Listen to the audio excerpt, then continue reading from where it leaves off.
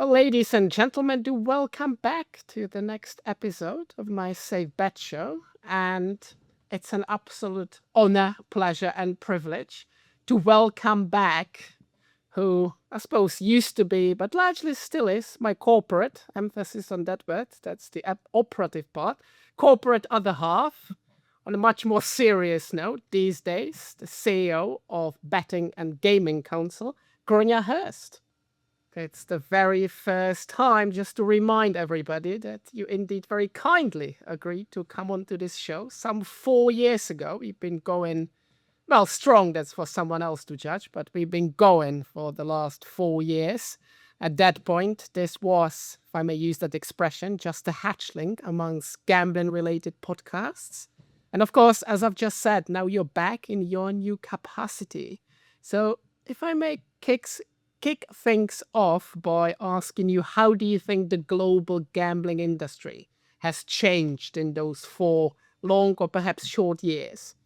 Well, first of all, I miss working with you, which has changed in the last few months. But I think if I look globally at the industry, it's definitely, I would say, bigger and better than it has been over the last 4 years. Obviously, we've seen some new markets coming on, which you and I would have worked on together, Martin, in my previous capacity. But I think more generally, the industry is a lot more responsive and responsible now than it has been in the previous 4 years.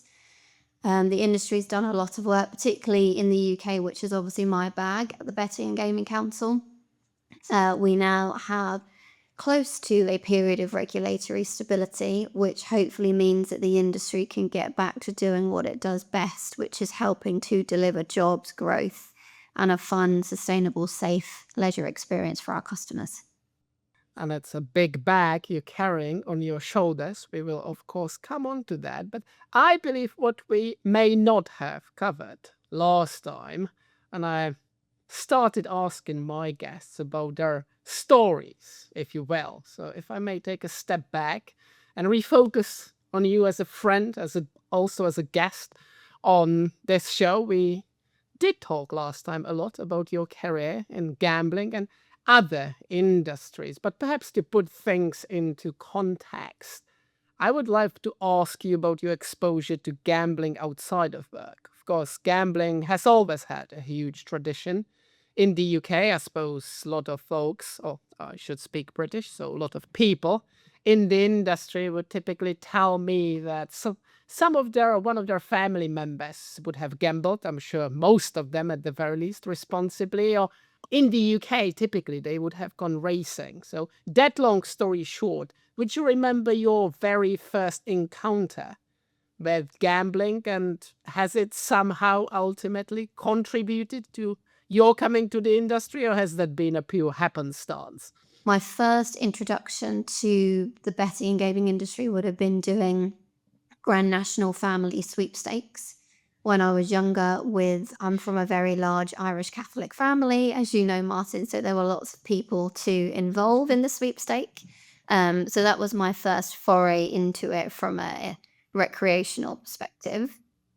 My first race course trip was to Kempton Park, which is just outside London, and I had a very big win actually that day on a bet I placed on the tote, which whet my appetite for further gambling behaviours and activities. But I genuinely use a load of the products that our wonderful members offer. So I do like to bet on horse racing, still do ever since that day. I do also like political bets, I should say, for the sake of clarity, that I never use any insider information in those political bets, like some people may have done previously in the UK. But I also actually really enjoy playing blackjack and roulette in land-based casinos. And sometimes on my way home after a busy day at the BGC office, I like to play online roulette too. So I'm basically the perfect customer for the industry because I jump about with loads of different products depending on the mood I'm in. And then that means you're in the absolutely perfect job leading the UK industry. Before I will ask my first question about the BGC, just as a sidebar, Grania and I, for the record, will filming on the 3rd of June, so we had a lovely lunch in London a couple of weeks ago. And going back to your point about your Irish Catholic family, I suppose my wife might be the only person on this planet who could give you a good run for your money when it comes to first grade cousins, all these dozens of them. But I shall digress, and let's indeed walk the final part of the memory lane, if you will, because the very last year you took over the Betting and Gaming Council. That is the name. I suppose every now and then might get confused with British Gaming Council. No, it's the Betting and Gaming Council. It has an international arm. Pierre wouldn't be happy if we didn't mention that.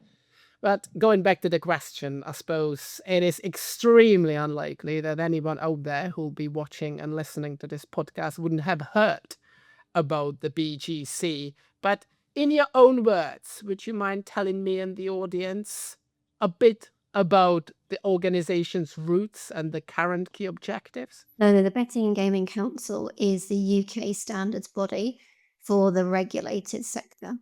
So we represent over 90% of the UK regulated sector. I have a diverse, and I'm pleased to say growing, membership base. So I'm proud to represent those operators who have betting shops up and down the high street across the UK. Some of them are small family-run businesses, been in the family for decades. I also represent the land-based casino sector, providing, glamorous entertainment across the country for their customers, as well as online bingo, which I like to play with my friends, and also the big beasts in the industry who are great British success stories, but also exporting their expertise internationally. Martin, as you know, from working together with me for one of those big beasts at Entain. And the history of the BGC, really, it was formed about 5 years ago, bringing together the diverse voices within the industry to represent betting and gaming in the UK with one voice, to policymakers, to regulators, to stakeholders, to the media, and also to the general public. And it's been led wonderfully by my predecessor, Michael Duggar, who I'm pleased to say is now my chair. And I took over in September. Bit of a poison chalice in that you always like to take over from somebody who's done a bad job, so you can ride in on your white horse and save the day, which sadly I didn't have. But as with every new CEO taking over an organization, there's been a tweak to our strategy. I'm very much of the view that if it isn't broken, then you don't need to fix it. And so rather than revolutionizing what the BGC does, we've just retweaked our strategy to make sure that we're set up for success going forward for the next 3 to 5 years, which happy to talk about later if we have time. That would be great. There's absolutely no doubt that you have added to Michael Duggar's stable, brought in a few more horses, and from the sound of it, you might be riding all of them at once. Regarding those big beasts, indeed, they even have exported me out to the States. There we are. Going back to the questions, and on a very serious note, we've talked about the roots and objectives of BGC and the great work indeed that you and Michael have done and will, I'm sure, be doing. On that note, are there any major initiatives that you guys, perhaps even confidentially, may announce it here on this podcast, you guys have in store for us? Delivering the outstanding elements of the Gambling Act Review white paper. It was, as many listeners will know, Martin, long awaited and long overdue. And the majority of the elements within it, I'm pleased to say, the BGC supported and have nearly been initiated and completed. There are a few elements we're still waiting to see through throughout the end of this year, and maybe some that might take a bit longer. We're waiting for casino modernisation in the UK. We're waiting to understand what the new mandatory levy looks like. And then we have the issues around affordability, anti-money laundering codes and provisions still to nail down between ourselves, the government, and the Gambling Commission. So that's really top of the to-do list. But other key initiatives I'd probably point to are around the black market. So not confidentially for anybody who's been reading my LinkedIn profile, but I am off to the International Association of Gaming Advisors conference next week in Berlin, where I'm speaking on a panel about the black market and the threat it poses to UK customers.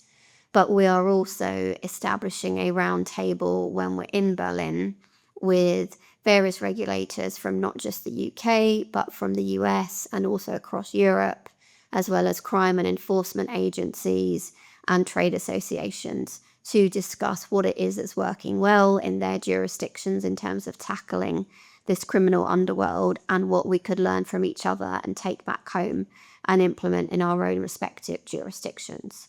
So really pleased to have the the American Gaming Association and the European Casino Association working collaboratively with us on that initiative, which I'm looking forward to this time next week. Indeed, a very commendable initiative. So thank you for, as always, leading the charge. I was going to say you've heard it here first, but that may depend on when exactly this episode will air. We will come back to the UK regulation and all those vagaries associated with it, including a still relatively recent change in UK government. But the other thing I'd like to do on this podcast is to look behind the scenes a little bit. So, of course, in confidence, just between the two of us, looking at the BGC. What were one of the biggest challenges you've come across in your still relatively new role, new government, new role? There's a theme. And at the same time, the most gratifying occurrences or moments that you've experienced in that role so far? Obviously, representing the entire industry, there is lots of time spent listening to members, understanding their concerns, their opportunities, their challenges, trying to find a middle ground, negotiate with everybody so that we, as the standards body, can represent the best possible view and position for the industry.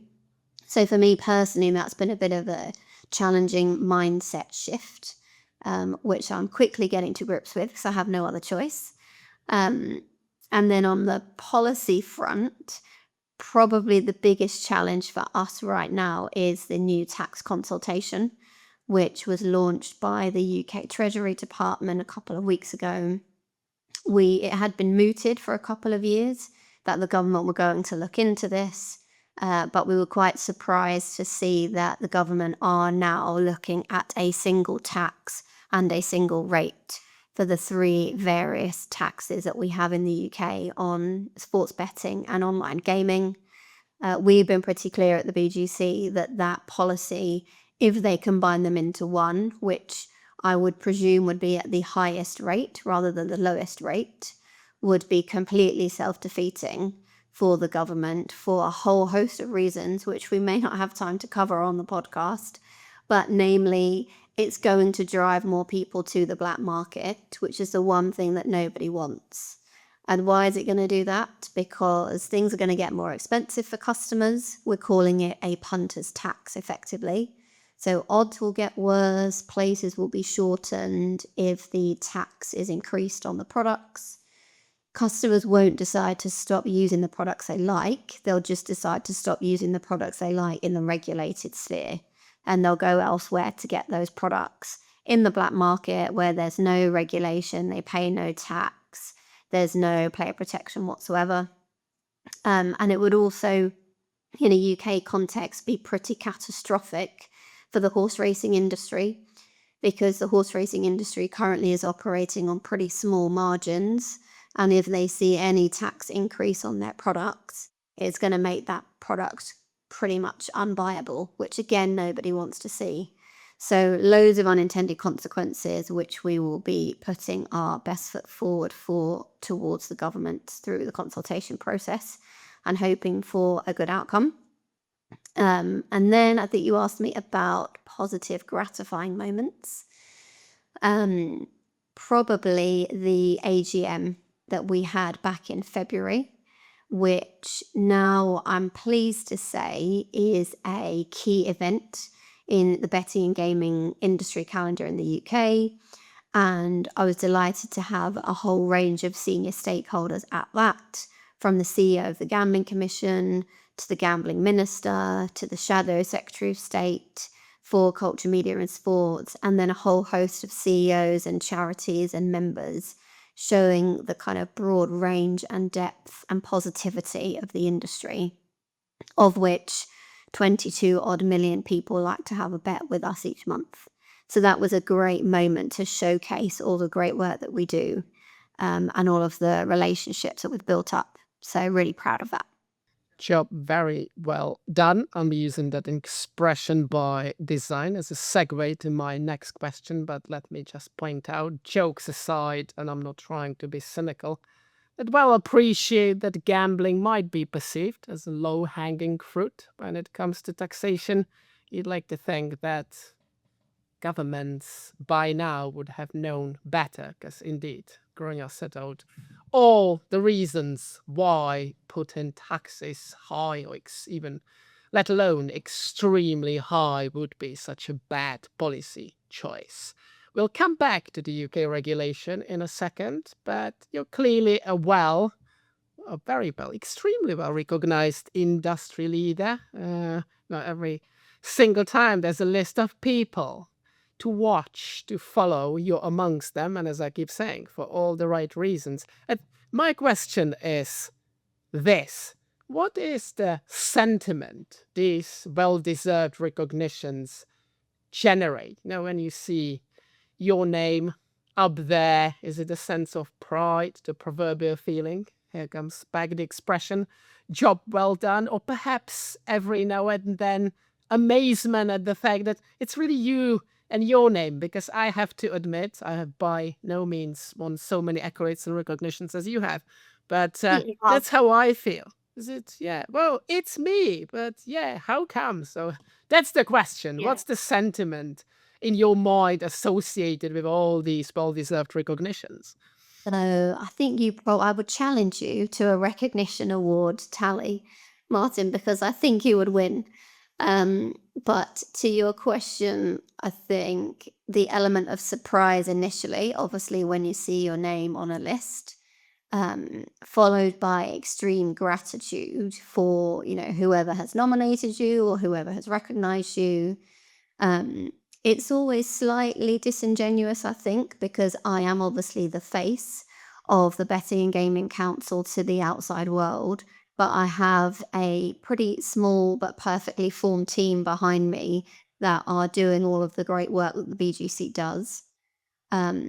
So yeah, really grateful for being recognized, really thankful for the team that I have.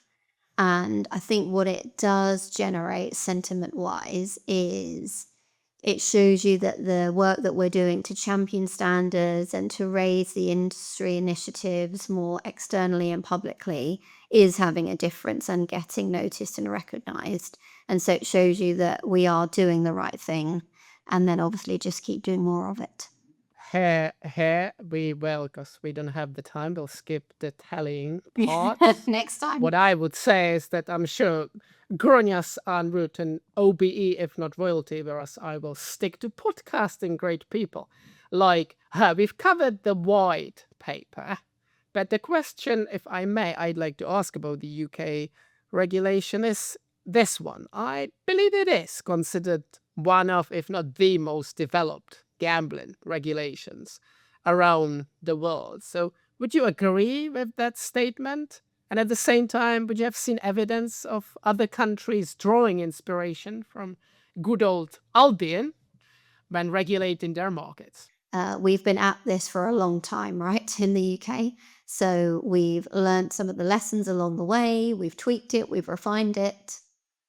So I would say that we are. I do know that regulators around the world, as you will well know, Martin, talk to each other a lot more now than they previously would have done 3 to 5 years ago, and are looking at things that work well in certain jurisdictions and don't work well in others. So I think the UK is looked to as a good example of how to regulate. I think it would be remiss of me to not say that we need to be careful that we don't over-regulate. So if you look at the black market stats in the UK, Relatively small percentages of the channelization rates in the UK are with the illegal market, but unfortunately that number is growing for a number of reasons, and we just need to be careful that we are not over-regulating the mature industry, because as I said earlier, there's nowhere for those customers to then go apart from to the black market. And we've already seen in the UK that 1.5 million Brits are using the black market, and they're staking over £4 billion in it. So it might not seem like a large problem when you look at the percentage figures of those playing compared to the likes of Germany, but we need to reduce the number and keep it as low as possible rather than obviously fueling that. So yes, I think the UK is extremely robust and regulated. We need to make sure that it doesn't get overly regulated. And again, we wouldn't want that to have knock-on effects around the world. And fingers crossed that roundtable you've mentioned earlier will make a significant contribution in that particular effort, because I can't agree more. The black market across the piece in the UK, Germany, many US states, Brazil these days is the single most salient issue and the biggest threat we're facing as an industry. Switching briefly to our other favorite subject, perhaps pet hate of some out there, responsible gambling. You've been at the forefront of all things responsible gambling in the UK and beyond, of course, for many a year. So 2 questions there. What's your assessment of the current state of play of the responsible gambling ecosystem in the UK, perhaps even around the world? And there also ask about where you stand on what I started calling the A word, namely affordability, or well, financial vulnerability these days. Is that a good thing, a bad thing, or somewhere in between? I'm pleased to say that, again, definitely in the UK, that it is becoming a normalized part of operators' businesses and the customer journey. I remember when we started out back in the day at GVC on it, it was seen as a competitive issue. Operators wanted to be slightly bigger or better than each other at. They wanted to be leading the pack and they wanted to be ahead of one another. The industry has come such a long way now and implemented so many voluntary standards and also adhering to the mandatory standards that I'm pleased to say it is just a normal part of business now. There is a great organization called Better Change who has termed the idea positive play, where you integrate positive messages about safer gambling right from the outset of the customer journey, which normalizes it for the customer. And then it's not this big scary thing when it pops up later on in the customer's lifetime, which I think has happened across the industry. Obviously more we can do, but I'm pleased to see that it is now just part of business as usual. And then your other question was the A word. So haven't heard it called that before, but I like it. The BGC has always been supportive of affordability checks. We think that that's the right thing to do to protect the people who might be most vulnerable and at risk of harm. But the key thing is that the affordability checks are done in the right way and are what we call frictionless. And that means that a customer doesn't have to be giving their consent to their gambling operator to provide payslips or bank statements or access to personal private financial information, because we know that over 80% of customers in the UK don't want to do that. And therefore, again, where are they going to go? They're not going to decide that they'll just close their account or not go to their local shop anymore. They'll go to the black market. So it's really important that the current trial on affordability is tested and evaluated properly and effectively before anything is pushed out, because we don't want that to have any unintended consequences. So fully supportive of it, but we need to make sure that we get it right before we fully go down that track.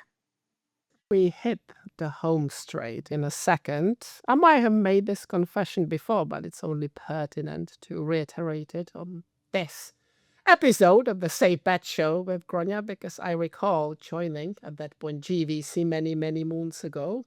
And my new great colleague Grainne's there drafting a presentation about responsible gambling. And we're talking 7, 8 years ago.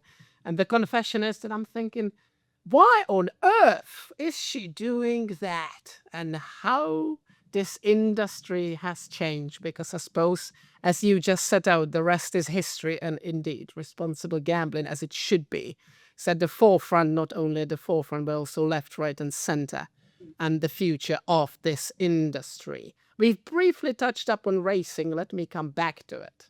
Royal Ascot, Cheltenham, Aintree has a long, long, long list in the UK and all around the world. And needless to say, the UK and other gambling industries are umbilically linked to racing. And I suppose in your current role, we should all be following Grainne's LinkedIn for many a reason, including this one. It's very important to attend and be seen at these events like racing. How do you personally feel about racing, and what exact role does it play in the gambling space these days? So I am a huge lover of horse racing, always have been from a young age, and I'm sure always will be. It genuinely is the kind of beating heart of the UK betting and gaming industry. And I know it's the same in many other jurisdictions around the world where horse racing is a thriving product. Um, I'm sad and frustrated, I think, at the recent decline of the horse racing industry. I think the sport itself would admit that it needs to enter into a period of reform so that it can arrest the kind of decline in turnover and decline in attendance of people going to race courses. But there is a beautiful symbiotic relationship between horse racing and betting in the UK. And it's one that we should be incredibly proud of. And we are really proud of the BGC. We work really closely with the racing industry. We support the racing industry with over £350 million a year in horse racing levy, sponsorship, media rights, advertising, you name it. And so, yeah, I am a big personal supporter, and we're also big professional supporters of the sport. By your own confession, you're of Irish ancestry, whereas your husband is English. And now it might sound as though I was stalking you, but, well, I haven't. But I have seen a couple of pictures of you and your husband at this latest, I suppose, most recent Ireland England Six Nations game. Oh, I'd like to ask about that intra-family rivalry of yours, and as a lot of people out there might know, you're bringing up two boys together. Are you doing it more in an English way or the Irish way? Is it a bit of both? Yeah, we have great inter country rivalry, especially when it comes to the Six Nations. Uh, we take great delight in walking down the street holding hands, but me in a green shirt and him in a white shirt, which is a lot more common now, I should say, doing it than when we first got together 20 odd years ago and did it. So it shows you how far the world has come. Are we bringing our boys up English or Irish? We used to have a 50-50 split. So my eldest, the more sensible of the two at the time, decided that he would be an Irish supporter. My youngest son was too young to know any better, so obviously he sided with his dad. But at the grand old age of 5, my youngest son has now seen the light and is now an Irish supporter. So 3 out of 4 of the Hurst household have seen the light. I just need to now persuade my husband.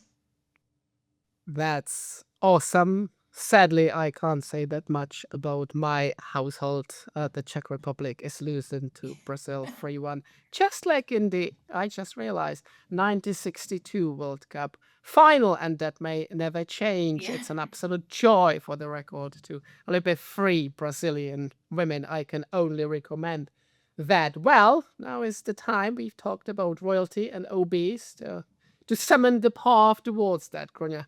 Your 60 seconds, please, to convey your key messages before we wrap it all up. Thanks for having me, Martin.